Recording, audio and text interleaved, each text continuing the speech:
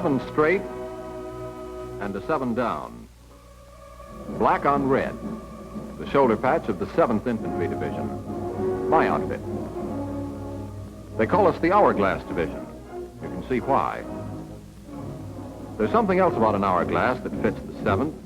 It's got sand in it. They say a guy with fighting guts has sand in his craw. The 7th has sand in its craw, all right. We proved that for certain. But in the fall of '42, the sand was mostly in our hair. We'd been training in California, and when Rommel began playing foxy in Africa, we got introduced to camo climate. When we left the Desert Training Center, we needed a bath. We got it. Amphibious training off the California coast. Then it was up to Frisco for the Mediterranean cruise. But Africa was not our destination. Rommel was scampering for Tunis, and we were needed elsewhere. We shipped out in April of '43. The convoy went through the Golden Gate, took a sharp right turn, and aimed for the North Star. Ahead was Alaska, the Aleutians, and the Jap. Hirohito's little men had pried open the back door to America and were crawling over the Arctic Bridge, taking Kiska and Attu. We were supposed to slam that back door and lock it. Attu was first, way out on the bitter end of the Aleutian fog factory.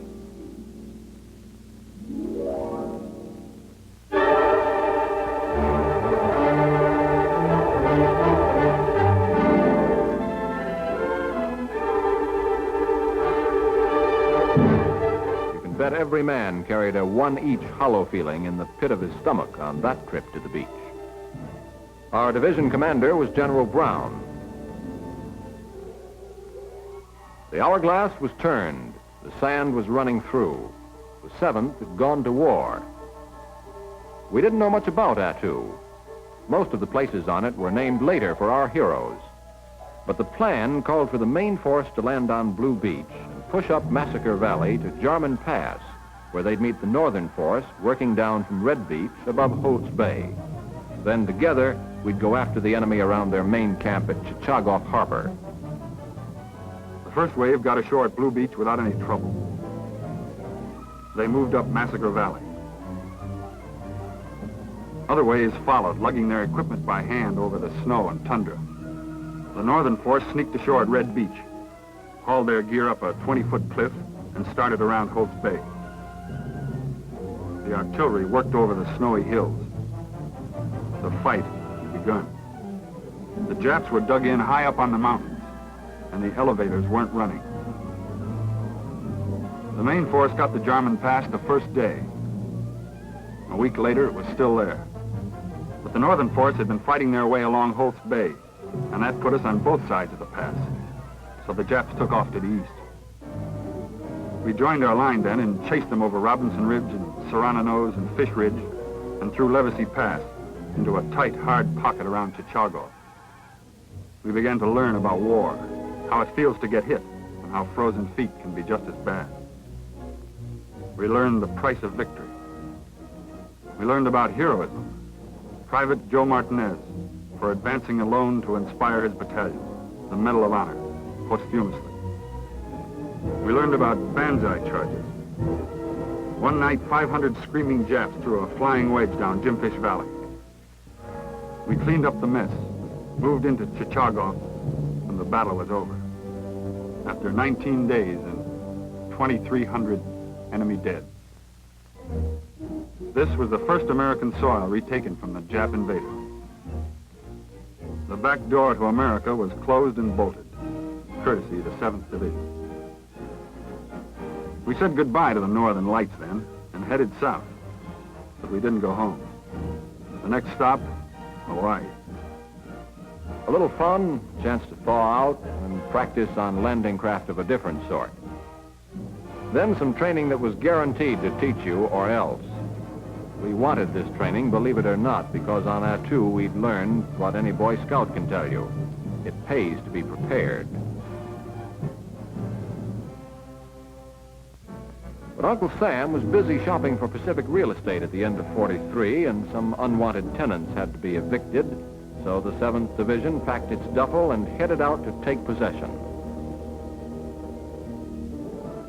The address, Kwajalein Atoll, in the Marshall Islands. We had the southern loop of the atoll, including the island of Kwajalein. With the preliminary soften-up aimed at the main island, we pulled a sneak play to the weak side. On D-Day and the night before, we sent forces to capture the lightly defended outer islands. The strategy worked so well that the whole invasion was later called a near-perfect operation. By afternoon, we had commanded the channel into the central lagoon, and our artillery was setting up on Carson Island, getting the range on Kwajalein.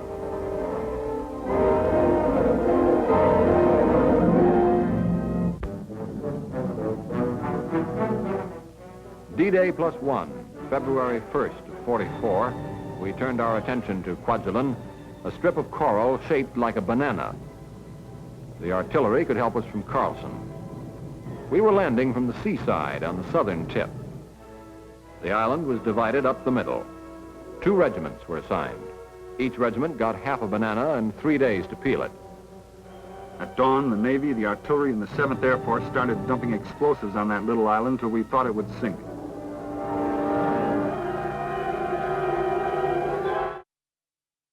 While 2 regiments of the division were cleaning up Kwajalein, the other regiment and the recon troop were picking off the other islands in our sector. At the end, we had more than a dozen islands, and the Emperor had lost the first bit of his pre-war stock of Pacific bases.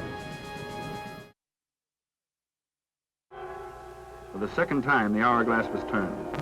The 7th Division was moving in force.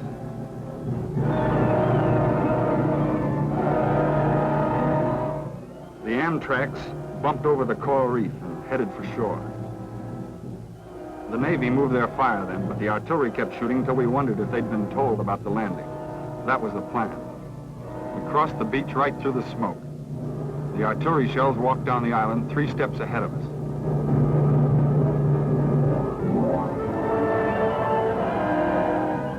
It was supposed to be jungle warfare, but the jungle had gone with the wind of the heavy bombardment.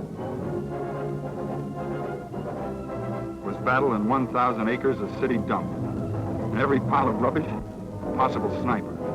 It was like taking pins out of a new shirt. There was always one left to stick you in the back. Tanks had rough going in the beat-up terrain.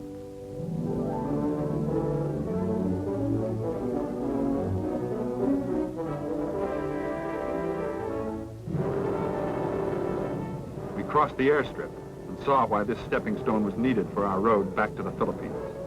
We didn't do all this without getting hurt, but our casualties were light. Prisoners were few, mostly Korean laborers and Marshall Islanders. While 2 regiments of the division were cleaning up Kwajalein, the other regiment and the recon troop were picking off the other islands in our sector. At the end, we had more than a dozen islands, and the Emperor had lost the first bit of his pre-war stock of Pacific bases. General Corlett led the 7th in this fight. Before we left, we said goodbye to some buddies. It had been a busy week. We went back to Hawaii for some more training. And a parade we didn't mind at all, for the chief.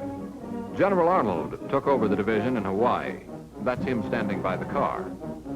We had 2 fights under our webbed belts, and we felt sharp. We even managed to look sharp. Maybe we were. Listen to this. Officers and men of the 7th Division, I have heard much what the 7th Division has done. We're all proud of the 7th in what it has done and what it is doing. And that's another reason why I give you all the good luck in the world. But things were moving fast in those days, and it wasn't long before we were back at sea wondering where we'd been booked for our next appearance. After a switch in plans, it turned out we were going with MacArthur on his famous return to the Philippines. We we were making our entrance at Leyte. Once more, the hourglassers were going into action on the southern flank of the invasion spearhead. This was our toughest beachhead. The Japs knew if we got a foothold in the Philippines, it was the beginning of the end for them. We knew it too.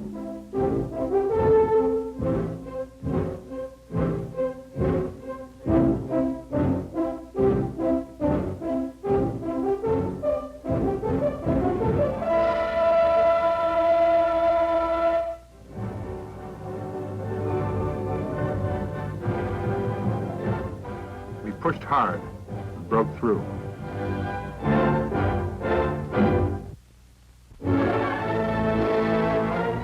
We fought west through the matted jungle.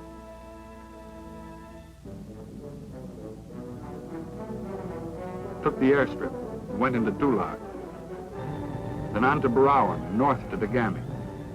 Our first mission on Leyte was completed against the infamous Japanese 16th Division.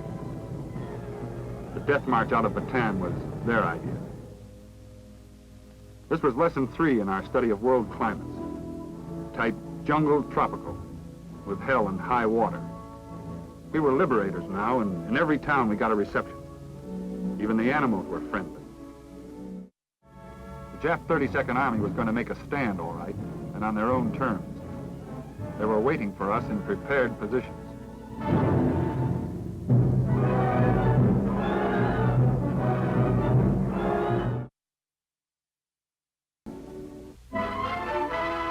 To cut off our important beach supply, the Jap made a desperate bid in Leyte Gulf.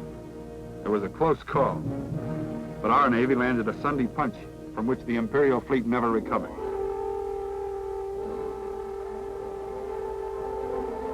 Some of our carriers were lost. Their planes flew over to Leyte and landed on the unfinished airstrips.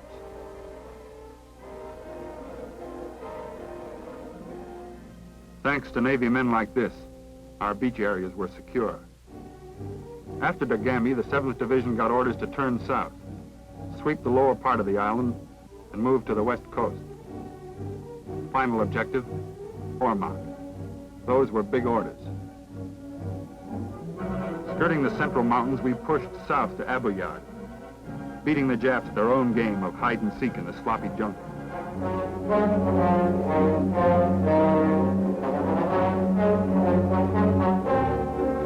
The division spread out over southern Leyte and swept westward. One regiment got the job of securing a jump-off point for the attack north to Ormond. Through continual rainstorms and across dozens of streams, their supplies came up from Bye-Bye. Through 9 days and nights of banzai charges, they held their area against superior Jap forces until the rest of the division could catch up.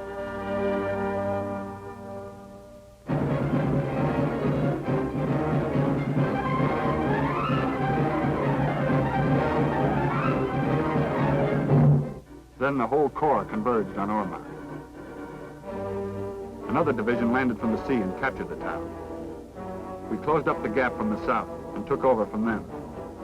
We mopped up the west coast and the mountains to the east, cleared Valencia, Palapan, and the Camodi Islands nearby. That was the end of Leyte. All told, we'd covered 2,000 square miles of jungle and counted 15,000 dead Japs. That took us to the end of February. And less than a month later, we were back aboard ship and on the way to our next appointment. About the only place left to go in early 45 was Japan itself. We almost made it. Okinawa. This time, the hourglass was really turned. The 7th was going into its toughest fight. We were still with the 24th Corps, but now under the 10th Army. Am tanks and Am tracks brought the first waves ashore on the Hagushi beaches. It was April Fool's Day, but the Japs didn't pull any tricks. There was practically no opposition. We took the Kadena airstrip about one jump ahead of the engineers with their bulldozers and graders. Then we joined in the race across the island. We saw a few Japs, but they weren't in force. If they planned to fight, it looked like they'd choose their own time and place. We were invaders now, and the civilians couldn't be trusted.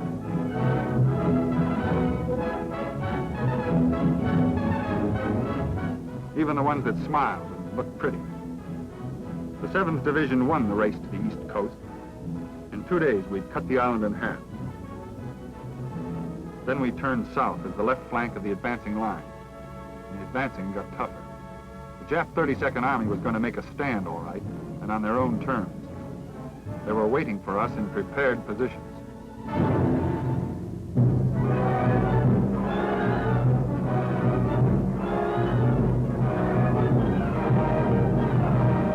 We faced more artillery, more Japs, and more rough fighting than we'd ever faced before. We battled yard by yard through the rugged hill country. Skyline Ridge, Hill 178, Rocky Crags, Hill 196.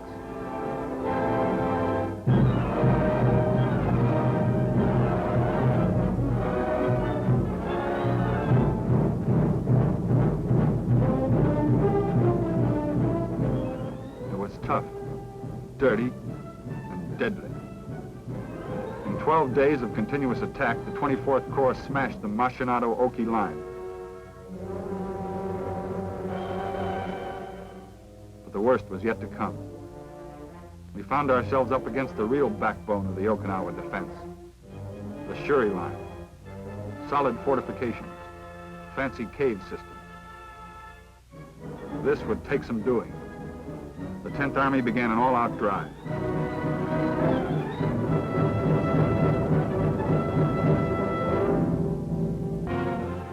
Figuring us to be a little groggy, the Japs tossed a counterattack. Full scale. Kamikazes went for the supporting fleet. Somehow the Navy handled that.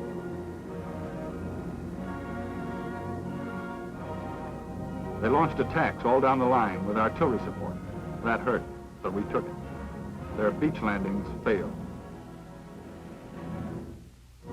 Then it was our turn. All along the front, the word was attack. Full steam ahead for the whole 10th Army.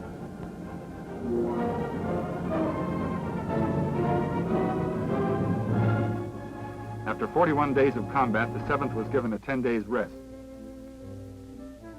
We read up on stories of thrilling adventure and saw movies of Hedy Lamarr.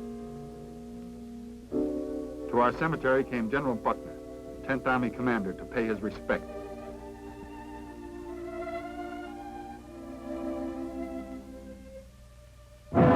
Then we went back to the battle. We put all we had into that push on Shuri. The Japs were tough, but not that tough. The 7th turned the flank of the Shuri Line with a vicious thrust through Yanabaru.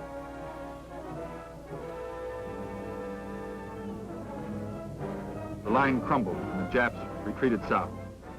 Yanabaru. The 7th Division passed this way.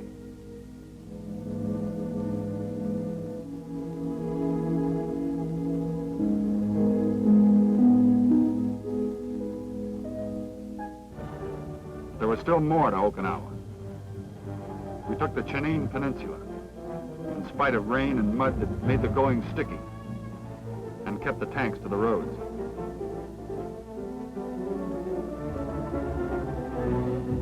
We slogged on and found a wall of cliffs. The Jeju Daki Escarpment, honeycombed with caves. Flame tanks were good for those. The Japs had the top of that hill there, Hill 95. But this was the 7th Division. We ran a hose up the side, pumped napalm, and set it afire.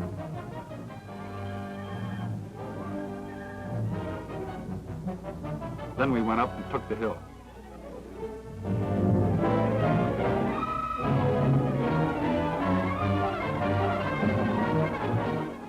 From there, we pushed south toward the last Jap stronghold at Mabuni.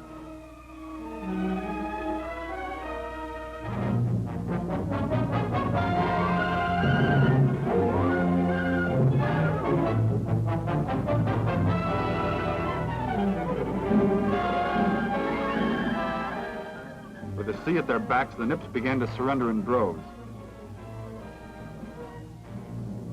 Some were holding the leaflets that guaranteed safe passage.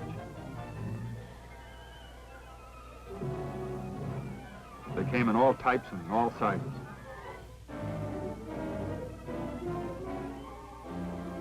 With victory certain, General Buckner was killed. But his job had been done. Okinawa was ours. To take over the 10th Army then came Uncle Joe Stilwell, who had been our 1st Division commander. It was a nice time for reunion. Then suddenly the war was over. Celebration. But there was still another landing for the 7th to make. Korea. This time the reception was different. The Jap guns were loaded, but they weren't pointed at us. We hoped. We marched into Seoul to stand by at the surrender and do a little changing of flags. The sun shone brighter when they ran Old Glory up to the top of the pole. At the 38th parallel, they stationed the 7th to guard this outpost of freedom. We had won the privilege. 14,000 miles around the Pacific. Attu, Kawajalein, Leyte, Okinawa. 4 times they'd turned the hourglass. 4 beaches, 4 battles, 4 victories. That's my outfit, the 7th Division.